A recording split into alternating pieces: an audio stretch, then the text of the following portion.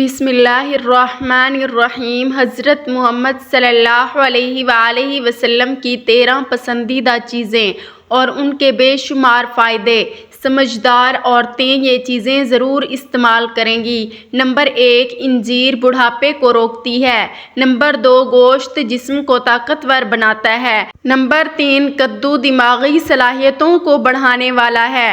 زندگی پھولوں کا سیج نہیں، کانٹوں سے بھری وہ راہ گزر ہے جہاں سے ہمیں دامن بچا بچا کے گزرنا ہوتا ہے، یا پھر یوں کہہ لیں کہ دنیا کی زندگی وہ خاردار راستہ ہے جہاں سے دامن بچا کر جو گزر گیا اس نے امان پائی۔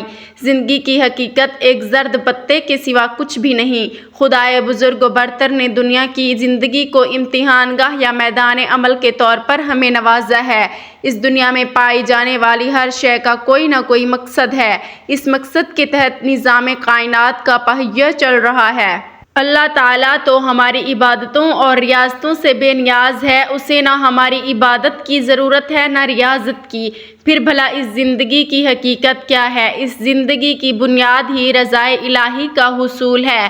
قوانین خداوندی پر عمل پیرا ہونا، پیکر عجز و رضا۔ دنیا کی زندگی تو آخرت کی تیاری کے لیے ہے۔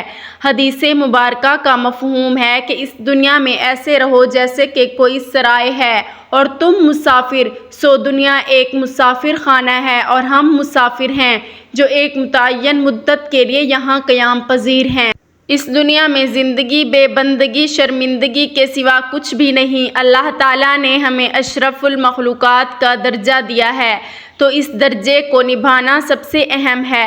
زندگی کی حقیقت روپے پیسے بلند عمارات کھڑی کر لینے نت نئے ملبوسات پہن لینے سے منسوب نہیں ہے۔ ہماری زندگی اللہ کی رضا سے منسوب ہے، حقوق اللہ اور حقوق العباد سے منسوب ہے۔ ہماری زندگی ان اعمال کے ساتھ منسوب ہے جو ہم اس عارضی دنیا میں کریں اور اس کا بدلہ ابدی دنیا میں پائیں۔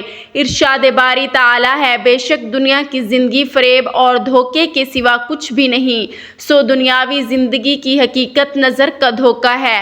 جتنی جلدی اس دھوکے سے نکل جائے اتنا ہی ہمارے لیے بہتر ہے۔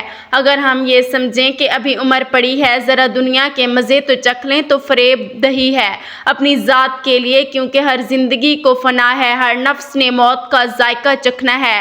جلد یا بدیر پھر کیوں وقت ضائع کیا جائے؟ کیوں دنیاوی لذتوں میں کھو کر ابدی لذتوں سے محروم ہوا جائے؟ انسان کی بنیاد مٹی ہے اور آخرکار اسے مٹی ہی ہو جانا ہے۔ چنانچہ ہماری زندگی کی حقیقت 2 گز قبر کی مٹی ہے اور ہمارے اعمال ہیں جن کی بدولت یا تو ہم اسے جہنم کے گڑھوں میں سے ایک گڑھا بنا سکتے ہیں یا پھر جنت کے باغوں میں سے ایک باغ۔ تو کوشش کیجئے اس دور پرفتن میں خود کو اعمال صالح کے ساتھ جوڑے رکھیں تاکہ ہماری اصل اور ابدی زندگی کی حقیقت جنت کے باغ ہوں۔ ہم میں سے ایسا کون ہے جو کامیاب زندگی گزارنے کا خواہش مند نہیں ہے، لیکن زندگی کو کامیابی کی شاہراہ پر کیسے گامزن کیا جائے اس بارے میں کم ہی لوگ جانتے ہیں۔ اگر آپ کا شمار بھی انہی لوگوں میں ہوتا ہے تو پریشان مت ہوں، کیونکہ مندرجہ ذیل آپ کے لیے زندگی کو کامیاب بنانے کے حوالے سے کچھ بہترین اصول پیش کیے جا رہے ہیں جن پر عمل کر لیا جائے تو آپ کو یقینی طور پر بہت سے ضروری سوالوں کے جواب مل جائیں گے۔ ہر تکلیف انسان کو سبق دیتی ہے جو ساری زندگی یاد رہتا ہے۔ انسان تکالیف اٹھاتا رہتا ہے، سبق سیکھتا جاتا ہے اور ہر تکلیف سے کچھ نہ کچھ حاصل کرتا جاتا ہے، حتیٰ کہ کچھ عرصے بعد انہی تکالیف کے باعث ایک باشعور و تجربہ کار انسان بن جاتا ہے۔ جبکہ خوشیاں کھوکھلی ہوتی ہیں، یہ انسان کو کچھ نہیں دیتی، بلکہ اگر انسان کا خود پر قابو نہ ہو، مناسب رہنمائی اسے میسر نہ ہو تو خوشیاں انسان کو گمراہ بھی کر جاتی ہیں۔ لہٰذا پھول کی نرم و نازک ناپائیدار پتیاں کس کام کی؟ اصل تو کانٹے ہیں جو انسان کو شعور کی دولت سے مالا مال کر دیتے ہیں، اور پھر یہ سرمایہ عمر بھر کام آتا ہے، بلکہ اگلی نسلوں کی تربیت کا سلیقہ بھی سکھاتا ہے۔ تبھی تو کہتے ہیں کہ پھول کی پتیاں جلد سوکھ جاتی ہیں لیکن کانٹے سدا بہار ہوتے ہیں۔ بے ضمیر انسان کی اصولوں سے آزاد زندگی نہایت سہل ہوتی ہے، کیونکہ وہ پانی کی طرح ہر جگہ سے راستہ بنا کر نکل جاتا ہے، لیکن اس کا مقدر ہمیشہ نشیب کی پستیاں ہوتی ہیں۔ رفعت چاہتے ہیں تو اپنی زندگی کو بہترین اصولوں کا پابند بنائیں، زندگی میں کام آنے والی بہترین باتیں۔ حضرت علی رضی اللہ تعالی عنہ فرماتے ہیں کہ جو لمبی زندگی چاہتا ہو تو وہ صبح کو کھانا جلد کھائے اور شام کو دیر سے کھائے، اپنی چادر ہلکی رکھیں اور عورتوں سے میل جول کم رکھے۔ پوچھا گیا کہ ہلکی چادر سے کیا مراد ہے؟ فرمایا کہ قرض کم لیا کرے۔ حضرت علی رضی اللہ تعالی عنہ کا قول ہے کہ کھانے کی ابتدا اور انتہا نمکین چیزوں پر ہو تو اللہ تعالیٰ 70 قسم کی امراض سے حفاظت فرماتے ہیں۔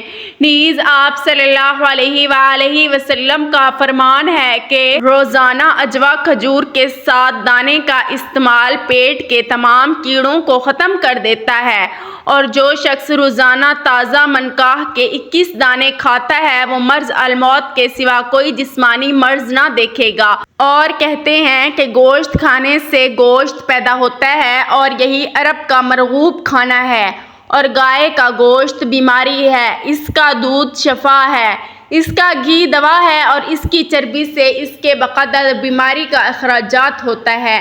مچھلی چربی کو پگھلاتی ہے۔ ابن تین کہتے ہیں آپ صلی اللہ علیہ وآلہ وسلم اسی لیے پوچھا کرتے تھے کہ عرب کسی چیز کو کھانے میں کراہٹ محسوس نہیں کرتے تھے کیونکہ ان کے پاس کھانے پینے کی قلت رہتی تھی، جبکہ آپ صلی اللہ علیہ وآلہ وسلم کچھ چیزوں سے کراہت محسوس کرتے تھے، اسی لیے آپ پوچھ لیا کرتے تھے۔ اور اس بات کا بھی احتمال ہے کہ شریعت میں کچھ حیوانات حلال ہیں اور کچھ حرام، اور عرب کسی جانور کو حرام نہیں جانتے تھے، تو جو چیز بھون کر یا پکا کر پیش کی جا رہی ہوتی تھی اس کے بارے میں پوچھ کر ہی معلوم کیا جا سکتا تھا، اسی لیے آپ پوچھتے تھے۔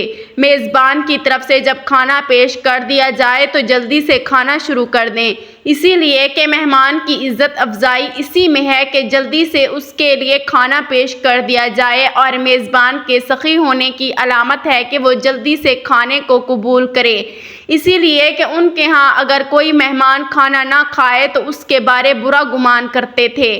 چنانچہ مہمان پر لازم ہے کہ وہ میزبان کے دل کو جلدی سے کھانا شروع کرتے ہوئے مطمئن کر دے۔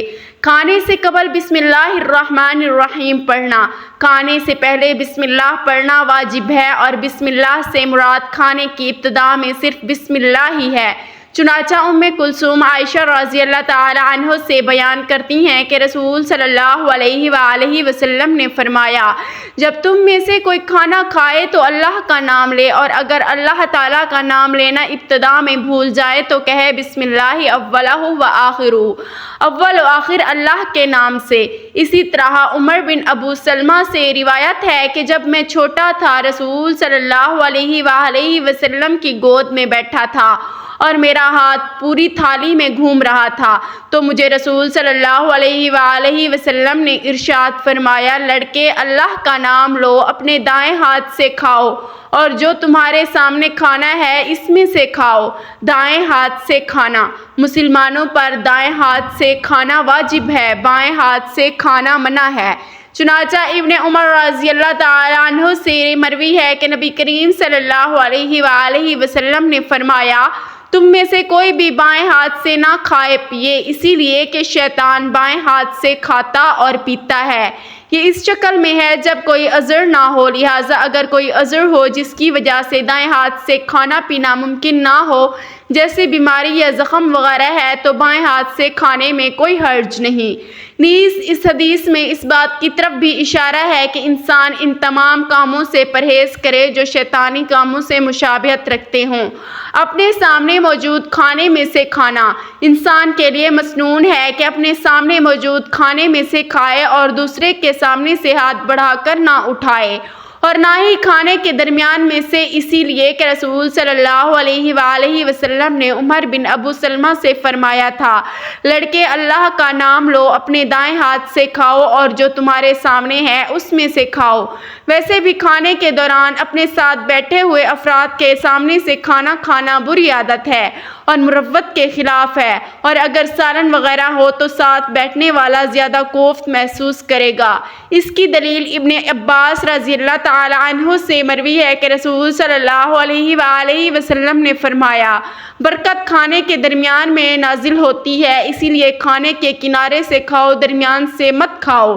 لیکن اگر کھانے کی اشیاء کھجوریں اور دیگر اسی قسم کی دوسری اشیاء ہوں تو علماء کے نزدیک تھالی وغیرہ سے ہاتھ کے ذریعے مختلف کھانے کی اشیاء لی جا سکتی ہیں۔ کھانے کے بعد ہاتھ دھونا، کھانے کے بعد صرف پانی سے ہاتھ دھونے پر سنت ادا ہو جائے گی۔ چنانچہ ابن رسلان کہتے ہیں کہ اشنان ایک جڑی بوٹی یا صابن سے وغیرہ سے دھونا بہتر ہے۔ کھانے سے پہلے اور بعد میں ہاتھ دھونا مستحب ہے، چاہے انسان باوضو ہی کیوں نہ ہو۔ کھانے کے بعد کلی کرنا، کھانے سے فراغت کے بعد کلی کرنا مستحب ہے، جیسے کہ بشیر بن یسار سوید بن نعمان سے بیان کرتے ہیں کہ وہ صہبا نامی جگہ پر نبی کریم صلی اللہ علیہ وآلہ وسلم کے ساتھ تھے، جو خیبر سے کچھ فاصلے پر ہے، تو نماز کا وقت ہو گیا۔ آپ صلی اللہ علیہ وآلہ وسلم نے کھانے کے لیے کچھ طلب کیا، لیکن سوائے ستو کے کچھ نہ ملا، تو آپ صلی اللہ علیہ وآلہ وسلم نے وہی کھا لیا، ہم نے بھی ستو کھایا۔ پھر آپ نے پانی منگوایا اور کلی کی، اور پھر دوبارہ وضو کیے بغیر نماز پڑھی، اور ہم نے بھی نماز ادا کی۔ 3 انگلیوں سے کھانا کھانا، سنت یہ ہے کہ 3 انگلیوں سے کھانا کھایا جائے۔ قاضی ایاز کہتے ہیں 3 سے زیادہ انگلیاں کھانے کے لیے استعمال کرنا بری عادت ہے، اور ویسے بھی لقمہ پکڑنے کے لیے 3 اطراف سے پکڑنا کافی ہے، اور اگر کھانے کی نوعیت ایسی ہو کہ 3 سے زیادہ انگلیاں استعمال کرنی پڑیں تو چوتھی اور 5ویں انگلی بھی استعمال کی جا سکتی ہے۔ گرے ہوئے لقمے کو کھانا، اگر کھانا کھاتے ہوئے لقمہ گر جائے تو لقمہ اٹھا کر اس پر لگی ہوئی مٹی وغیرہ صاف کر کے اسے کھا لے، اور شیطان کے لیے مت چھوڑے، کیونکہ یہ کسی کو نہیں پتا کہ برکت کھانے کے کس حصے میں ہے، اسی لیے یہ ممکن ہے کہ اسی لقمے میں برکت ہو جو گر گیا ہو۔ چنانچہ اگر لقمے کو چھوڑ دیا جائے تو ہو سکتا ہے کہ اس سے کھانے کی برکت چلی جائے۔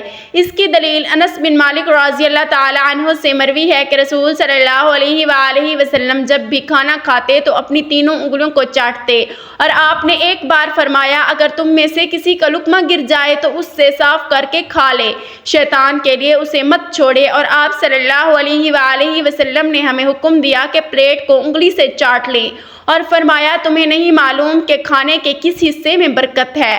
کھانا کھاتے ہوئے ٹیک مت لگائے، اس کی وجہ یہ ہے کہ رسول صلی اللہ علیہ وآلہ وسلم نے فرمایا میں ٹیک لگا کر نہیں کھاتا۔ چنانچہ ابن حجر کہتے ہیں ٹیک لگانے کی کیفیت میں اختلاف کیا گیا ہے، کچھ کہتے ہیں کھانے کے لیے کسی بھی طرح سے زمین پر پسر جانا اس میں شامل ہے، اور کچھ کہتے ہیں کسی ایک طرف ٹیک لگا کر بیٹھنا، اور یہ بھی کہا گیا ہے کہ بائیں ہاتھ کو زمین پر رکھ کر اس پر ٹیک لگا کر بیٹھنا۔ ابن عدی نے ضعیف سند کے ساتھ نقل کیا ہے کہ نبی کریم صلی اللہ علیہ وآلہ وسلم نے کھانے کے دوران بائیں ہاتھ پر ٹیک لگا کر بیٹھنے سے ڈانٹ پلائی ہے۔ امام مالک کہتے ہیں کہ یہ ٹیک لگانے کی ایک شکل ہے۔ میں ابن حجر کہتا ہوں کہ ابن مالک کی اس بات میں اشارہ موجود ہے کہ جو بھی شکل ٹیک لگانے میں شامل ہو وہ مکروہ ہے، چنانچہ اس کے لیے کوئی خاص کیفیت نہیں ہے۔ آج آپ کو نبی کریم صلی اللہ علیہ وآلہ وسلم کی پسندیدہ غذاؤں کے بارے میں بتائیں گے کہ آپ صلی اللہ علیہ وآلہ وسلم کن چیزوں کو بہت زیادہ پسند کرتے تھے، آپ کن غذاؤں کو کھایا کرتے تھے، ان غذاؤں کے کچھ فوائد بھی آپ کو بتائیں گے، اور سب سے زیادہ جو دلچسپ چیز آپ کو بتائیں گے وہ کون سی غذا تھی جس سے آپ صلی اللہ علیہ وآلہ وسلم اپنا ہاتھ تک نہیں روک پاتے تھے، یعنی وہ غذا انہیں اتنی زیادہ پسند تھی۔ نمبر 1 گوشت۔ آپ صلی اللہ علیہ وآلہ وسلم نے ارشاد فرمایا کہ دنیا اور جنت کی جتنی بھی غذائیں ہیں ان تمام غذاؤں کا سردار گوشت کا سالن ہے۔ آپ کو گوشت بہت زیادہ پسند تھا، لیکن ہمارے لیے جو نوٹ کرنے کی بات ہے وہ یہ ہے کہ آپ نے پوری زندگی میں ایک بار بھی بھونا ہوا گوشت نہیں کھایا، جیسے کہ عام طور پر پاکستان یا ہندوستان میں بھونا ہوا گوشت بہت زیادہ پسند کیا جاتا ہے۔ آپ صلی اللہ علیہ وآلہ وسلم گوشت کا سالن بنوا کر کھایا کرتے تھے، اور آپ کو گوشت کا سب سے زیادہ پسند تھا۔ اسی طرح آپ نے زندگی بھر کبھی بھی گوشت کے ساتھ نہ تو روٹی کھائی اور نہ ہی چاولوں کو استعمال کیا، اور آج کی جدید سائنس بھی یہی کہتی کہتی ہے کہ جب بھی آپ گوشت کو کھائیں، گوشت کے ساتھ نہ تو آپ روٹی کھائیں نہ ہی چاول کھائیں، کیونکہ گوشت پروٹین کا سب سے بہترین ذریعہ مانا جاتا ہے، اور جب آپ گوشت کو بنا روٹی یا چاولوں کے کھاتے ہیں تو گوشت کی جتنی بھی غذائیت ہوتی ہے وہ تمام کی تمام غذائیت آپ کے جسم کا حصہ بن جاتی ہے، لیکن جب آپ روٹی یا چاول کے ساتھ گوشت کا استعمال کرتے ہیں تو گوشت آپ کے لیے اتنا مؤثر ثابت نہیں ہوتا۔ نمبر 2، نبیر۔ آپ صلی اللہ علیہ وآلہ وسلم کا سب سے محبوب مشروب نبیذ تھا۔ آپ کو نبیذ بے حد پسند تھا۔ آپ کے لیے رات کو نبیذ تیار کیا جاتا اور صبح اٹھنے پر آپ سب سے پہلے نبیذ کو نوش فرمایا کرتے تھے۔ آپ صلی اللہ علیہ وآلہ وسلم کے لیے کھجوروں سے بھی نبیذ تیار کیا جاتا تھا اور کشمش سے بھی تیار کیا جاتا تھا۔ نبیذ بہت ہی زبردست چیز ہے اور آپ کی صحت کے لیے کمال کے فائدے رکھتی ہے۔ نبیذ آپ کے دل و دماغ، جگر کے لیے اکسیر کی حیثیت رکھتا ہے۔ نبیذ ہر قسم کی جسمانی اور دماغی اعصابی کمزوری کا خاتمہ کرتا ہے۔ کیونکہ نبیذ فائبر سے بھرپور ہوتا ہے، اسی لیے آپ کے پیٹ اور آنتوں کی صفائی کرتا ہے، آپ کے جسم سے زہریلے مادے کو دور کرتا ہے۔ نمبر 3، شہد۔ آپ صلی اللہ علیہ وآلہ وسلم کو شہد بہت زیادہ پسند تھا اور شہد کا ذکر قرآن کریم میں بھی ہوا ہے، اور آج تقریباً 1400 سال سے بھی زیادہ کا وقت گزر جانے کے بعد جدید سائنس شہد کے بارے میں یہ کہہ رہی ہے کہ آپ صلی اللہ علیہ وآلہ وسلم نے شہد کے بارے میں جو کچھ کہا وہ ایک چیز سچ ہے، اور اگر آپ کے پاس 5000 سال پرانا شہد بھی پڑا ہے تو وہ پرانا شہد بھی آپ کی صحت کے لیے اتنا ہی زیادہ فائدہ مند ہے جتنا کہ تازہ شہد۔ شہد آپ کے مدافعاتی نظام کو مضبوط کرتا ہے، آپ کو مختلف قسم کی وائرس اور بیکٹیریل انفیکشن سے بچاتا ہے۔ شہد میں طاقتور اینٹی آکسیڈنٹ ہوتے ہیں جو کہ آپ کے سیلز کو ڈیمیج ہونے سے محفوظ کرتے ہیں۔ اس کے علاوہ شہد استعمال کرنے سے آپ کے جسم میں کولیسٹرول اور خون میں پائی جانے والی چربی کے ذروں کے لیول کو بھی کنٹرول میں رکھنے میں مدد ملتی ہے۔ نمبر 4، زیتون۔ آپ صلی اللہ علیہ وآلہ وسلم کو زیتون بہت زیادہ محبوب تھی۔ آپ صلی اللہ علیہ وآلہ وسلم کا ارشاد مبارک ہے کہ زیتون کو اپنے کھانوں میں شامل کرو، یعنی زیتون کو کھاؤ اور زیتون کے تیل سے اپنے جسم کی مالش کیا کرو۔ قرآن میں بھی اللہ تعالیٰ نے زیتون کا ذکر فرمایا ہے۔ جدید سائنس زیتون کے بارے میں یہ کہتی ہے کہ زیتون دنیا کی کوئی صحت مند ترین غذاؤں میں سے ایک ہے۔ زیتون میں صحت مند غذائیت موجود ہوتی ہے جو کہ آپ کو تیزی سے وزن کم کرنے میں مدد دیتی ہے، اور اگر آپ کی زندگی میں زیتون کو شامل رکھتے ہیں تو آپ موٹاپے سے بچ سکتے ہیں۔ اس کے علاوہ یہ آپ کے دل کے لیے بہت اچھی ہے، اس کو استعمال کرنے سے آپ ہارٹ اٹیک جیسے امراض سے بچ سکتے ہیں۔ اس کے علاوہ اگر آپ زیتون کو اپنی زندگی میں شامل کرتے ہیں تو لمبے عرصے تک آپ جوان رہتے ہیں۔ نمبر 5، کھجوریں۔ ویسے تو عرب ممالک میں سب سے زیادہ اگنے والا پھل کھجوریں ہی ہیں، لیکن وہاں مختلف اقسام کی کھجوریں پائی جاتی ہیں، لیکن ہمارے پیارے نبی حضرت محمد مصطفیٰ صلی اللہ علیہ وآلہ وسلم کو عجوا کھجور بہت زیادہ پسند تھی۔ کھجور کے بارے میں نبی کریم صلی اللہ علیہ وآلہ وسلم نے ارشاد فرمایا کہ یہ جنت کے پھلوں میں سے ایک پھل ہے۔ حضرت عائشہ رضی اللہ تعالی عنہ ارشاد فرماتی ہیں کہ کچھ مہینے تو ایسے گزرے جب ہمارے گھر میں کھانے کے نام پر صرف کھجوریں ہی ہوا کرتی تھیں اور ہم صرف کھجوروں کو کھا کر ہی اپنا گزارا کیا کرتے تھے۔ نبی کریم صلی اللہ علیہ وآلہ وسلم کی روایات اور سنت کی روشنی میں کھجور کو استعمال کرنے کا جو صحیح طریقہ ہمیں پتہ چلتا ہے وہ یہ ہے کہ کھجور کو ہمیشہ نہار منہ استعمال کرنا چاہیے، جیسے کہ آپ صلی اللہ علیہ وآلہ وسلم نے بھی یہ ارشاد فرمایا ہے کہ جو شخص نہار منہ 7 کھجوروں کو کھا لیتا ہے تو وہ پورا دن اس پر جادو یا زہر اثر نہیں کرتا۔ اسی طرح آپ صلی اللہ علیہ وآلہ وسلم ہمیشہ کھجور سے ہی اپنا روزہ افطار کیا کرتے تھے، جس سے ہمیں پتہ چلتا ہے کہ اگر ہمیں کھجور کے بھرپور فوائد حاصل کرنے ہیں تو ہمیشہ کھجور کو نہار منہ ہی استعمال کیا جانا چاہیے۔ کھجور کے استعمال سے آپ کے جسم میں فوری طاقت آتی ہے، آپ کی ہڈیاں مضبوط ہوتی ہیں، آپ کے دماغ کو طاقت ملتی ہے، آپ کا جسم طاقتور ہوتا ہے، اور کھجور وہ واحد پھل ہے جس کے استعمال سے ہر قسم کی کمزوری کا خاتمہ ہو جاتا ہے، پھر چاہے کمزوری دماغ کی ہو، جسمانی ہو یا اعصابی۔ لیکن یہ تمام کھجور کے فوائد آپ کو اسی وقت حاصل ہوں گے جب کھجور کو آپ نہار منہ استعمال کرنے کی عادت اپنائیں گے۔ نمبر 6، تلبینیا۔ آپ صلی اللہ علیہ وآلہ وسلم کو تلبینہ بہت زیادہ پسند تھا اور خاص طور پر فرمائش پر آپ بنوایا کرتے تھے۔ آپ کا ارشاد مبارک ہے کہ تلبینہ استعمال کیا کرو، یہ دل کے غموں کو دور کرتا ہے، اور آج آ کر جدید سائنس اس چیز کو کنفرم کر رہی ہے کہ جو لوگ تلبینہ کا استعمال کرتے ہیں وہ دل کے مختلف قسم کے امراض سے محفوظ رہتے ہیں۔ تلبینہ استعمال کرنے سے آپ کے جسم میں طاقت آتی ہے، دل مضبوط ہوتا ہے اور دماغ کو قوت ملتی ہے، اور خاص کر شوگر کے مریضوں کے لیے تلبینہ کا ناشتہ بے حد مفید رہتا ہے۔ جو کا دلی اور دودھ جب ایک ساتھ استعمال کیے جاتے ہیں تو ان دونوں میں 10 گنا اضافہ ہو جاتا ہے۔ نمبر 7، دودھ۔ آپ صلی اللہ علیہ وآلہ وسلم دودھ بہت شوق سے پیا کرتے تھے۔ آپ نے اونٹنی اور بکری کے دودھ کو بہت زیادہ پوری زندگی استعمال کیا ہے۔ گائے کے گھی کو یعنی دیسی گھی کو آپ صلی اللہ علیہ وآلہ وسلم نے 2 اقرار دیا ہے۔ دودھ کے بارے میں جدید سائنس کا یہ کہنا ہے کہ دودھ میں نیوٹریشن کا جو موازنہ پایا جاتا ہے وہ دنیا میں کسی اور غذا میں نہیں موجود، کیونکہ دودھ کو جانوروں سے حاصل کیا جاتا ہے، یعنی دودھ جانوروں کے ذریعے سے آتا ہے۔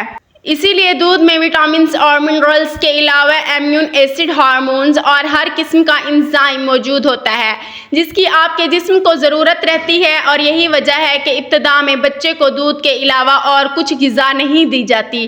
نمبر 8، گاہیا کدو۔ آپ صلی اللہ علیہ وآلہ وسلم کو کدو کا سالن بہت زیادہ پسند تھا۔ آپ صلی اللہ علیہ وآلہ وسلم کدو کے سالن کے ساتھ جو کی روٹی کو بہت زیادہ شوق اور مزہ لے کر کھایا کرتے تھے، اور جس کو ہمارے پیارے نبی کریم صلی اللہ علیہ وآلہ وسلم پسند کرتے ہوں، یقین مانے وہ چیز معمولی ہو ہی نہیں سکتی۔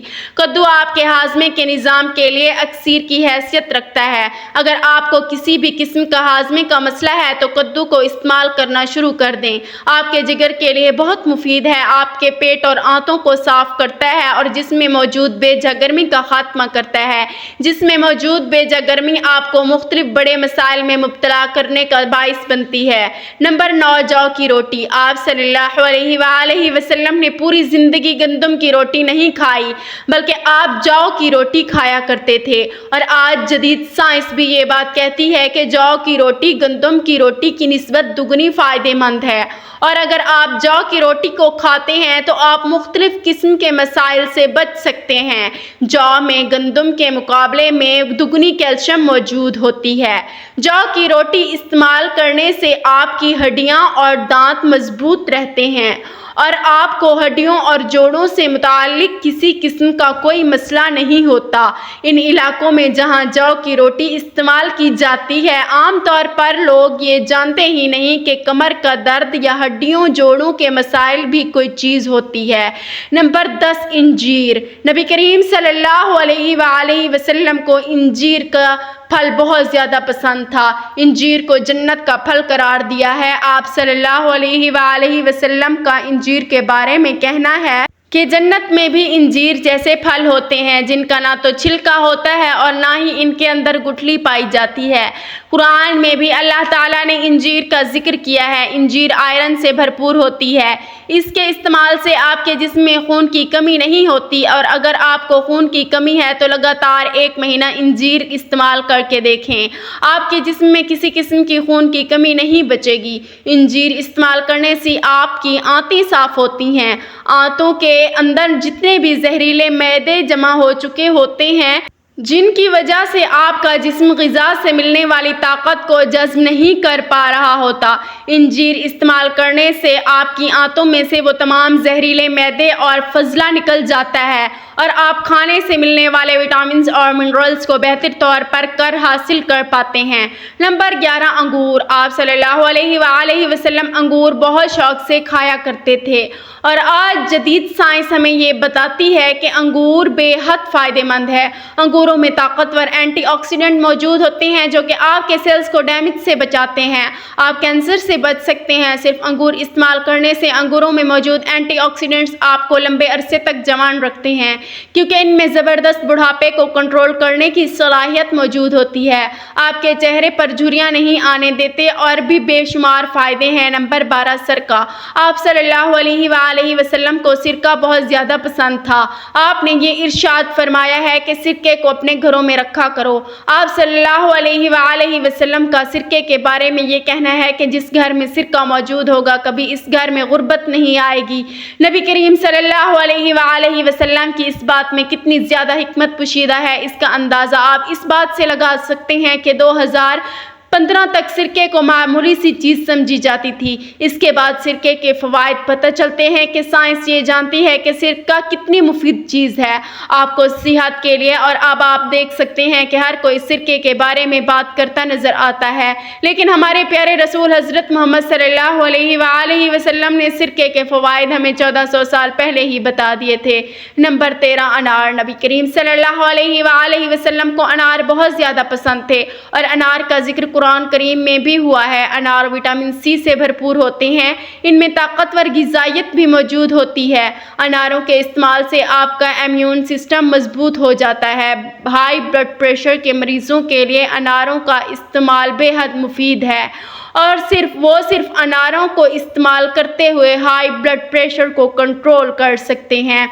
آپ یادداشت تیز کر سکتے ہیں۔ آپ انار کے ذریعے سٹریس کو کم کرتے ہیں، یعنی انار بہت بہترین چیز ہے، اور ظاہری بات ہے کہ آپ صلی اللہ علیہ وآلہ وسلم کے پسندیدہ پھل ہیں تو یہ بہترین کیسے نہ ہوں۔ یہ وہ تمام چیزیں ہیں جو ہمارے پیارے آقا حضرت محمد مصطفیٰ صلی اللہ علیہ وآلہ وسلم کو بہت زیادہ پسند تھی، لیکن آپ ان چیزوں کو میانہ روی میں رہتے ہوئے کھایا کرتے ہیں۔